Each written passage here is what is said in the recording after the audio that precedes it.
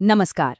चलिए आज इतिहास के पन्नों को पलटते हैं और उस दौर में चलते हैं जब भारत की जमीन पर योद्धाओं का राज था। जी हाँ, हम बात कर रहे हैं राजपूत राजवंशों की। लगभग 500 साल का एक ऐसा दौर जिसमें शौर्य भी था, कला भी थी और बहुत सारे उतार चढ़ाव भी। तो कहानी शुरू होती है 7वीं सदी से। सोचिए, एक बहुत बड़ा साम्राज्य था, गुप्त साम्राज्य, जो अब बिखर चुका था। पूरे उत्तर भारत में एक तरह का पावर वैक्यूम, मतलब सत्ता का एक खालीपन सा आ गया था। तो सवाल ये है कि इस खालीपन को भरा किसने? इस पूरी कहानी को समझने के लिए हम इसे कुछ हिस्सों में देखेंगे। पहले जानेंगे कि राजपूत युग शुरू कैसे हुआ, फिर उनकी उत्पत्ति की दिलचस्प कहानियों पर बात करेंगे। उसके बाद बड़े बड़े राजवंशों, उनकी कला और संस्कृति को समझेंगे और आखिर में देखेंगे कि ये युग खत्म कैसे हुआ और हमारे लिए क्या विरासत छोड़ गया। तो गुप्त साम्राज्य के जाने के बाद भारत की राजनीतिक तस्वीर ना छोटे छोटे राज्यों के टुकड़ों जैसी हो गई थी। और इसी उथल पुथल के बीच से एक नया वॉरियर क्लास उभरा, राजपूत। अपने मान सम्मान और बहादुरी के लिए जाने जाने वाले इन लोगों ने इतिहास में एक बिल्कुल नया चैप्टर लिख दिया। अच्छा, अब सवाल ये उठता है कि ये राजपूत असल में थे कौन, कहाँ से आए थे? इनकी जड़ों को लेकर भी कहानियां उतनी ही शानदार हैं जितने इनके काम। खासतौर पर दो थ्योरीज हैं जो बार बार सामने आती हैं। अब ये बात बड़ी दिलचस्प है कि ये आए कहाँ से। देखिए, इसको लेकर दो बड़ी थ्योरीज हैं और दोनों ही कमाल की हैं। पहली है अग्निकुल थ्योरी। इसके हिसाब से माउंट आबू पर एक पवित्र हवन कुंड से 4 वंश पैदा हुए, परमार, प्रतिहार, चौहान और सोलंकी, मतलब सीधे आग से पैदा हुए योद्धा।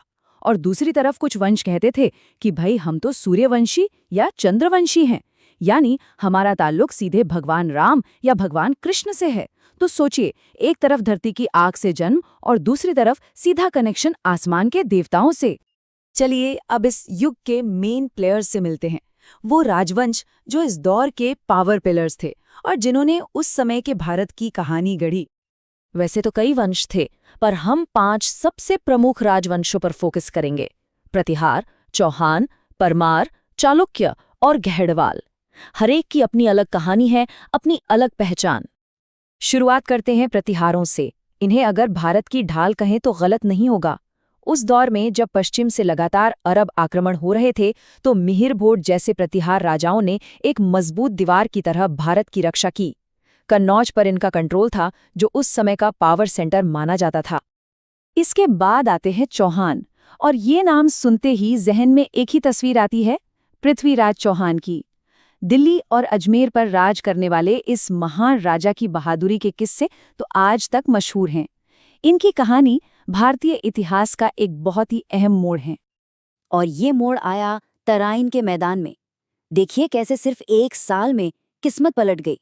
1191 में तराइन की पहली लड़ाई में पृथ्वीराज चौहान ने मोहम्मद गोरी को बुरी तरह हरा दिया। जीत का जश्न भी मनाया। पर ठीक अगले साल 1192 में उसी मैदान पर दूसरी लड़ाई हुई और इस बार नतीजा बिल्कुल उल्टा था। पृथ्वीराज हार गए और इस एक हार ने भारत का पूरा भविष्य ही बदल कर रख दिया। लेकिन राजपूतों की कहानी सिर्फ जंग और तलवार की नहीं है। परमार वंश को ही ले लीजिए। उनके सबसे प्रसिद्ध राजा राजा भोज एक योद्धा होने के साथ साथ बहुत बड़े विद्वान भी थे। उनकी राजधानी धार उस समय ज्ञान और कला का एक बड़ा केंद्र थी। उन्होंने दिखाया कि राजपूत कलम और तलवार दोनों चलाना जानते थे। तो एक नज़र में देखें तो प्रतिहार भारत के रक्षक थे, चौहान दिल्ली के वीर शासक थे और परमार कला और ज्ञान के संरक्षक। इनके अलावा गुजरात के चालुक्य भी थे, जिन्होंने जैन धर्म और आर्किटेक्चर को बढ़ावा दिया, और कन्नौज के गहड़वाल, जिनकी चौहानों से प्रतिद्वंद्विता बहुत मशहूर थी। लड़ाइयों और राजनीति से हटकर अब जरा राजपूत युग की आत्मा को महसूस करते हैं। मतलब उनकी कला, संस्कृति और वो सिद्धांत जिनके लिए वो जीते और मरते थे। बस ये एक लाइन, प्राण जाए पर मान न जाए, राजपूतों के पूरे चरित्र को बयां कर देती है। उनके लिए इज्जत, सम्मान और दिया हुआ वचन अपनी जान से भी ज्यादा कीमती था। यही उनका कोड ऑफ ऑनर था, जो उनकी ताकत भी था और कभी-कभी कमजोरी भी बन जाता था। और ये सिर्फ कहने की बातें नहीं थी, उनके काम में ये दिखता भी है। चाहे वो खजुराहो और दिलवाड़ा के खूबसूरत मंदिर हों या फिर चित्तौड़गढ़ और रणथंभौर जैसे विशाल अभेद्य किले। ये सब आज भी उनकी कला, उनकी सोच और उनकी ताकत की कहानी कहते हैं। अब एक बड़ा सवाल, अगर राजपूत इतने वीर और शक्तिशाली थे तो फिर उनका पतन कैसे हुआ? क्या वजह थी कि उनका सुनहरा युग खत्म हो गया? तो आखिर इतनी बहादुरी के बाद भी ये साम्राज्य बिखरा कैसे? देखिए, कहानी में ट्विस्ट ये है कि इन्हें किसी बाहरी ताकत ने उतना नहीं हराया जितना इन्होंने खुद को हराया। इनकी सबसे बड़ी कमजोरी थी आपसी फूट, मतलब एक राजपूत वंश दूसरे से ही लड़ रहा था। पृथ्वीराज चौहान और जयचंद की जो दुश्मनी थी वो इसका सबसे बड़ा, सबसे क्लासिक एग्जाम्पल है।